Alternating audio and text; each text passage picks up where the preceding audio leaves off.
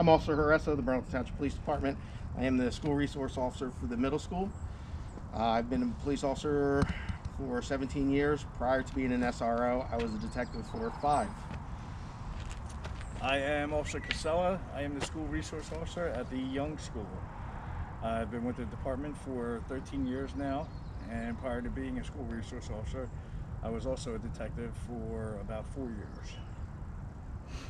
A couple things we want to talk to you. First of all, hello, Miss Lee's class. Thank you for having us. A couple things we want to discuss with you is fingerprints.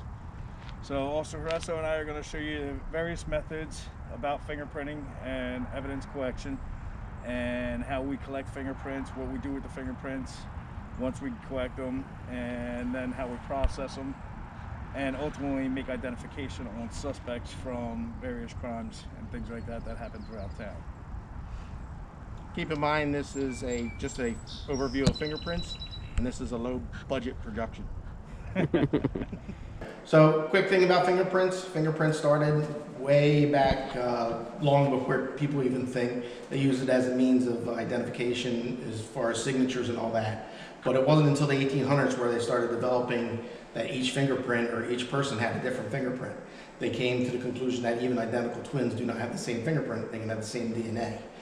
So back in the 1800s, they started identifying fingerprints, classification of fingerprints.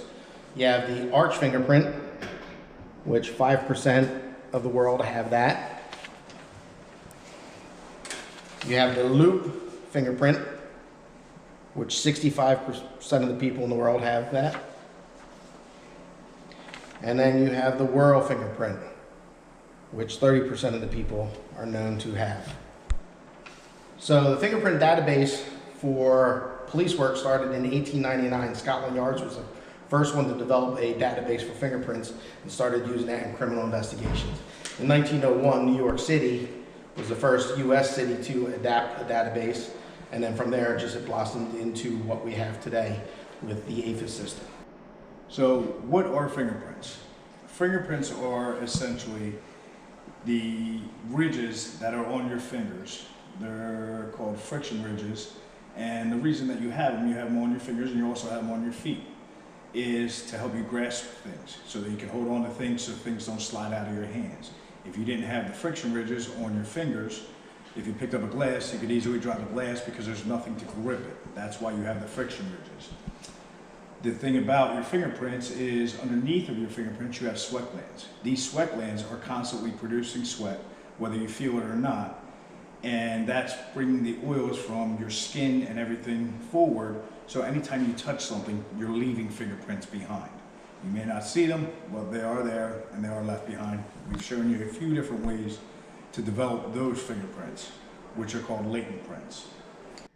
All right, so with regards to investigating fingerprints, going to a crime scene, we have latent fingerprints, which are fingerprints that you really can't see, that need to be developed for contrast and ridges. You have patent fingerprints, which would be if a hand touches a bloody wall or paint, where it would leave that impression into the paint. And you also have plastic fingerprints. That would be if you touch wax, or like for me, I like candy bars in the summertime, touch back of the candy bar and you see your fingerprint on there.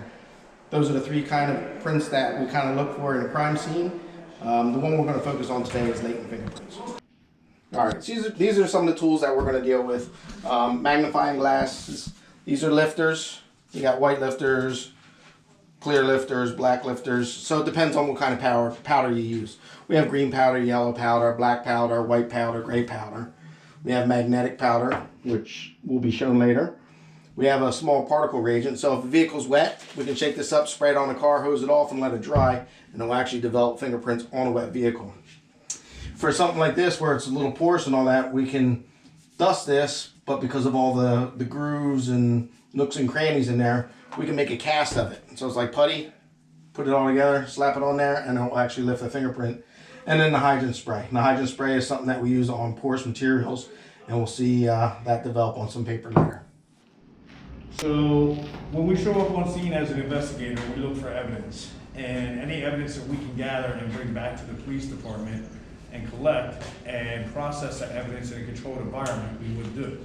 So something like this at a crime scene is something that we would look for and collect and bring back to the police department so we can process that evidence in a controlled environment. So essentially with this, what we're going to attempt to do is gather fingerprint evidence off of here with a method that also Hreso is going to tell you about now.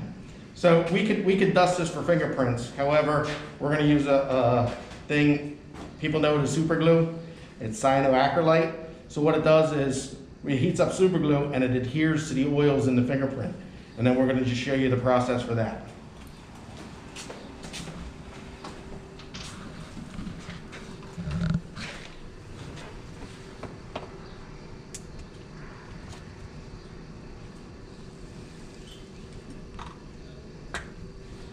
So what this does is the super glue sits on top of this and it's heated up and activated.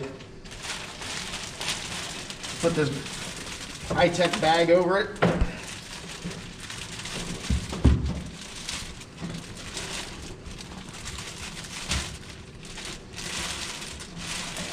And then the way you know that it's done is you actually mark the inside of this bag, and when your fingerprints appear here, the system is done cooking.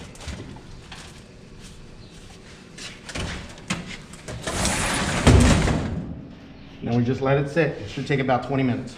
So another method of the super glue is this wand that we can use, and we can actually use this on scene and develop a fingerprint on scene. But again, a lot of that's controlled by the environment and the conditions that we're in, which is why we try to bring stuff back to the police department and work it in a controlled environment. What this will actually do is heat up and start to cook super glue. And essentially it'll release a film, or I'm sorry, a fume. So as you can see, after about 30 seconds to a minute, you see the fume coming out. What happens is that fume is the same thing that's going on in the tank. Those fumes adhere to the oils that are left behind by the fingerprints. Fingerprints are essentially made up of oil and water that is left on the ridge details of your fingers. So we've fumed this for a few minutes now. If you look here at the fingerprint also Hreso put on the bag, you can see it's starting to develop. We don't want to overdevelop this, that's why we put the fingerprint there. So now we'll lift this bag and look at our Coke bottle and see what we have on there. This is a tank because the fumes are really bad, so we keep them in there. So as we start to look at the Coke bottle, it's really difficult to see any prints on here, but you can start to see right here, this is what I'm looking for, our fingerprints here. When we go inside to our lab, we'll put this under a brighter light where a lot of this stuff will be a lot more relevant and you'll be able to see it better.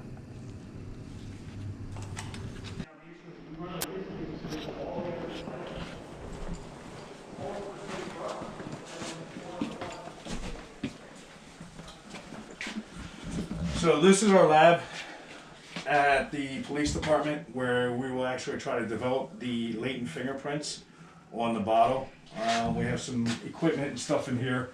We also process DNA and stuff in here. If we have clothing, it's bloodier stuff, it'll get hung up here to be dried so that it can be sent out for DNA testing and all that. This is a fingerprint table that we'll turn on. Basically what this is this metal has a bunch of fine holes in it. It's kind of loud, so I'll turn it off. And there's fans in there that pull the fingerprint powder down so it doesn't get everywhere. Fingerprint powder is very, very fine and it gets everywhere. There's a bunch of different kinds of fingerprint powder. There's a bunch of different colors of fingerprint powders. Excuse me.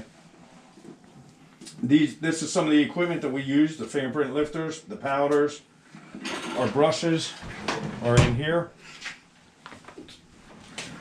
You can see over here, we have different brushes. We have lifters. So some have white backgrounds, some are clear, some are black, some are white. So on a black background, if I use this kind of powder, this neon green or yellow, which I don't use very often, that would go on a black background. If I use the black powder, I'm going to use a white background. Clear, I don't really ever use as lifters. This is silver. The thing about fingerprint powder is a lot of it is made from volcano ash. So there's also a magnetic, which is this one here, which is actually one of my go-tos and my favorites. This is basically, here's a brush, fingerprint powder brush. This is a magnetic brush.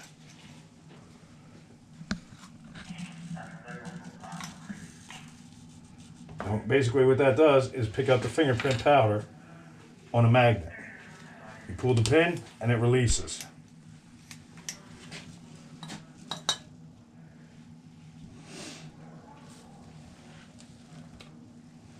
So we're going to try to develop some fingerprints here on this bottle, and then we'll put it under the light and show you. The nice thing about the fingerprint powder that's magnetic is some of it falls off, but you don't put too much powder on the fingerprint. Your fingerprints are made up of ridge details. We don't want a bunch of powder in the fingerprint that is going to fill in the ridge, because then when we send it off to the lab, we're not going to get a very good read in the APHIS system. So I'm just lightly brushing, making sure that the only thing that's really touching it is the powder itself. And again, this is a magnetic. I can etch a sketch. Some of you might remember from when you were kids. And develop that like so.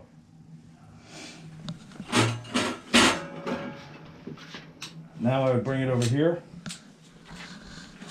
and start to look underneath our magnifying glass, and you can see, can you see that, Pew?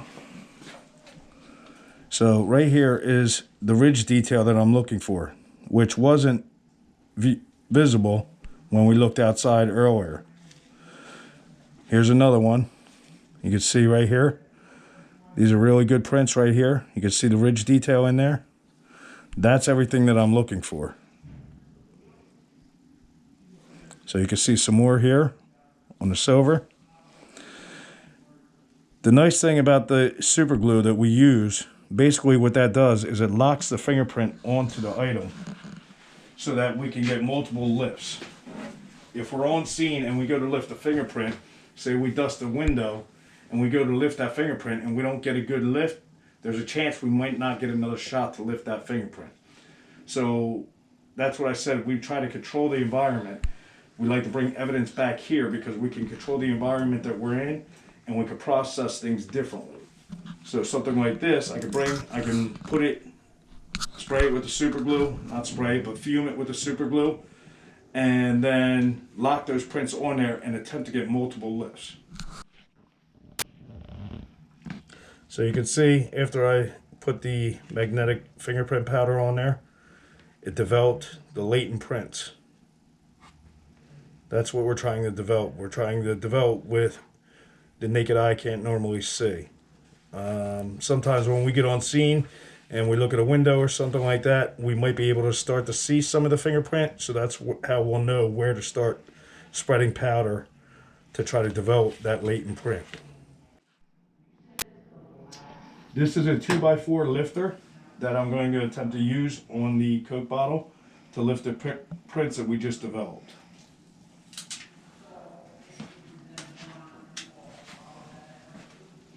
So I'm just spinning the bottle around. I'm looking for my best prints. I like to use the 2x4s because I can pick up multiple prints at one time.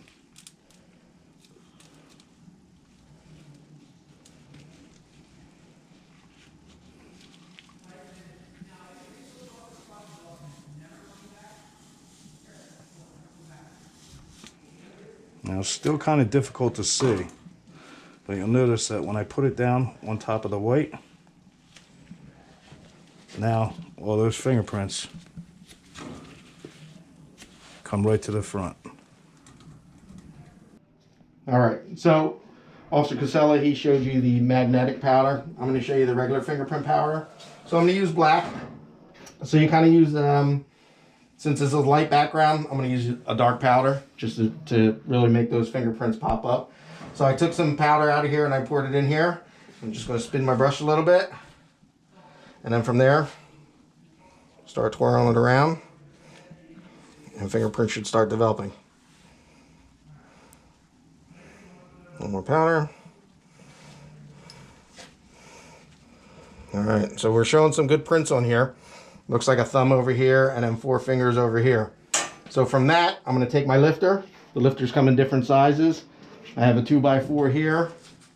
This is a 4x4, so 4x4 will work really good here. 2x4 will work also well. Again, same technique.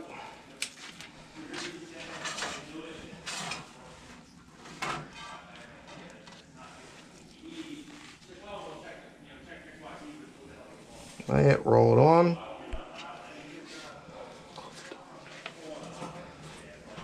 Little press. And lift.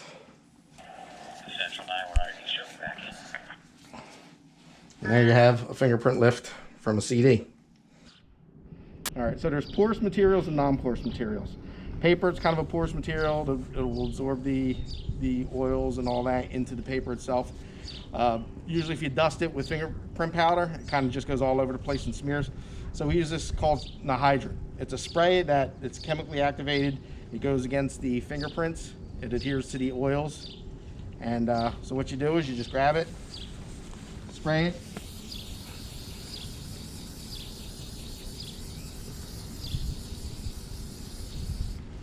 And then just hang it up and let it dry.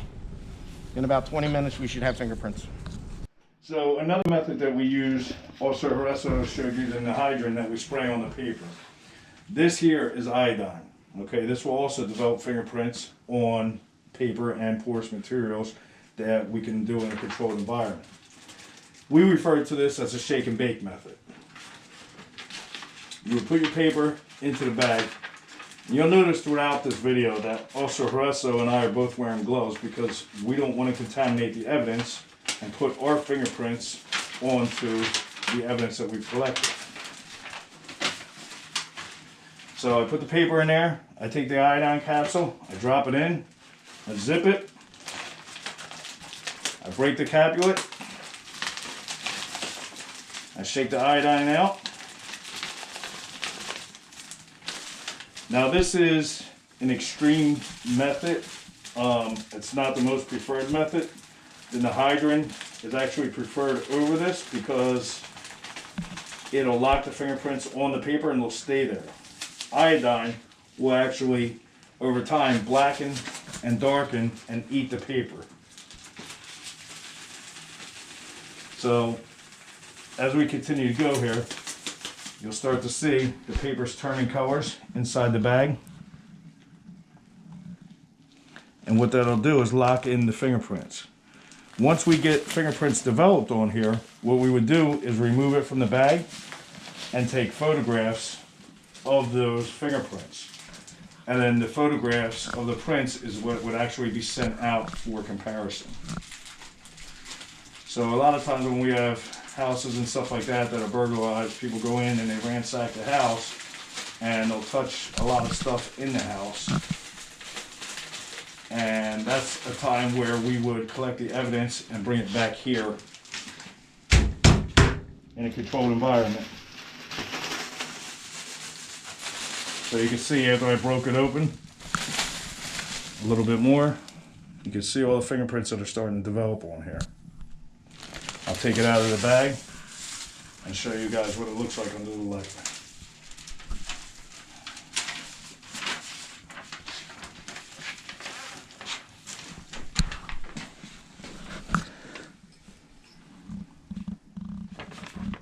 So you can see all these brown spots. These are all fingerprints. What we would want to do, I took it out of the bag so that it stops the iodine. But what we want to do is put this down on the table and start photographing those fingerprints, and then those photographs would then be sent off to the lab. You can see this one here actually has all the ridge detail that I'd be looking for.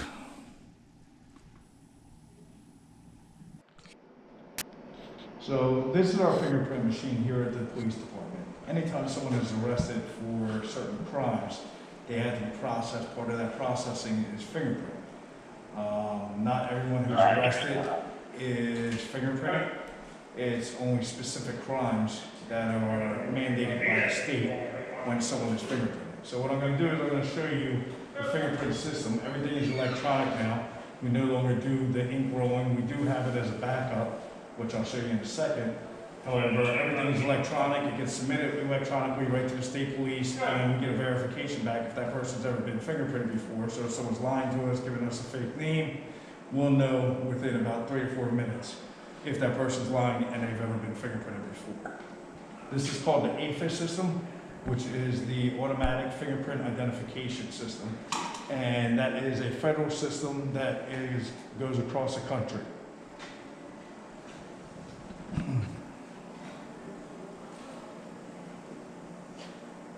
So you see here, I got my 4 fingers on there, and I'm taking the fingerprint. Now it's asking for my thumb. This is where it'll be a flat.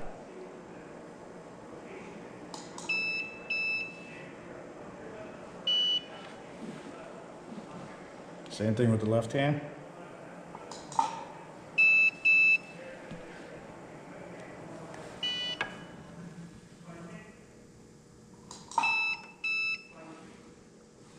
Now, this is where your fingerprints are actually rolled. And when we roll fingerprints, we try to go thumbnail to thumbnail, so we capture the entire print.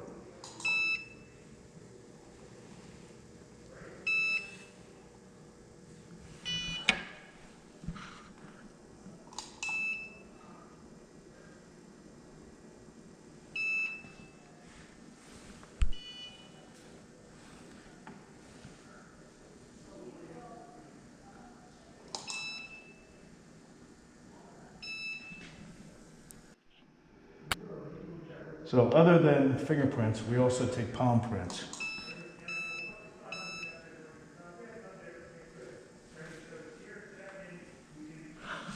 Reject.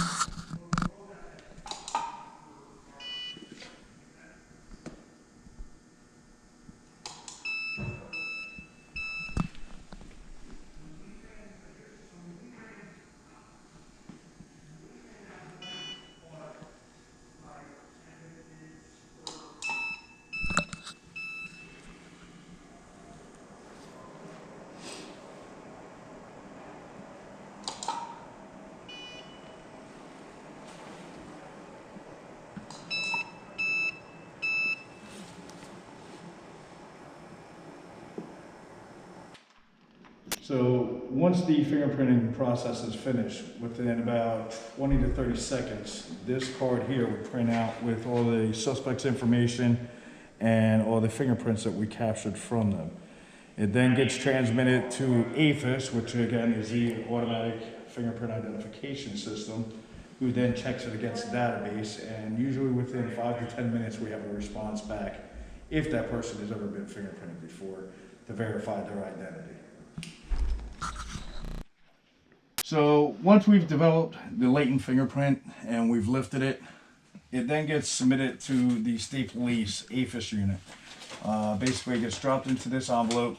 We send it up to the AFIS unit for us, which is located in Trenton. And typically, depending on how busy they are, within 2 to 3 days we'll have a response back as to whether or not it came back on identity for anyone. Now, just because it doesn't come back to identify someone could simply mean that that person's never been fingerprinted. People are fingerprinted all the time for employment, for firearms applications, for obviously crimes, which we discussed earlier. So the fingerprint, if it's not identified belonging to somebody, then gets sent back to us and we drop it into evidence. We've had cases where 10 years later, somebody goes and applies for a job, they have to be fingerprinted, and now that fingerprint comes back to identify that person, and then we go back and link that person to the crime. Okay, so that's essentially how it gets submitted. Once that submission comes back to us, if there is an identification of the person, it would come back, and on here it would tell us what fingerprint it's identified as, anytime someone is fingerprinted, they're assigned an SBI number. It would tell us exactly which finger or palm number it is. Every finger, if you look on the fingerprint card here, is numbered. Starting here, 1, 2, 3, 4, 5, obviously, going all the way through to 10. Okay.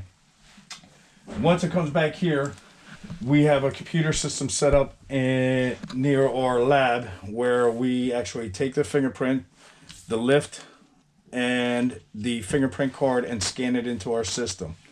Once that's done, we then come in and we do what's called a comparison, where we take, this would be the lifted fingerprint,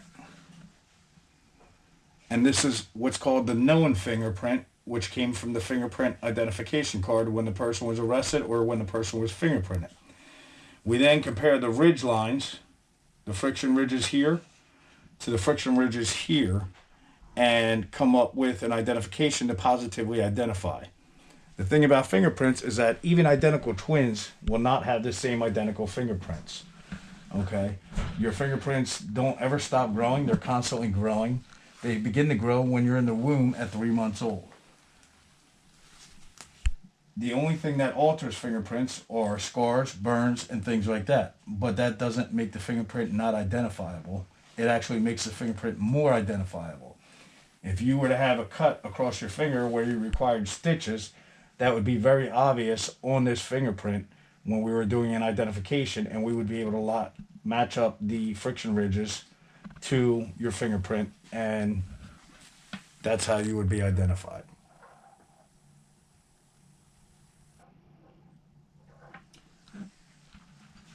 So the reason we do this comparison is because the APHIS system points us in a direction to identify a suspect. However, that fingerprint has to be identified by a human eye. 2 people actually have to verify the fingerprint. So one person will come in, they'll look at the fingerprints, and they're looking for as many points as they can on that fingerprint to identify it as, yes, this fingerprint is the same as this one, because all these points match up. That person will then turn those fingerprints over to another person who will then go in and also verify, but the 2 of them won't discuss what points were found, where points were found, or anything like that. And they may actually come up with different points of identification, which is okay, so long as they can both definitively say, yes, this fingerprint from the known person matches this fingerprint from the crime scene. So in closing, also Hreso and I have had a lot of training with the development, identification, and classification of fingerprints. However, we are by no way or means experts. We've been doing this for quite some time, and both of us have gotten pretty comfortable with it. But aside from that, this was just a short video for you guys to get a better understanding of fingerprints and how they're developed and how they can help a criminal investigation. All right. Extra credit question. So what animal in the world has fingerprints similar to humans? Ask your teacher for extra credit. We appreciate your time, and we hope you enjoyed this video. Thank you.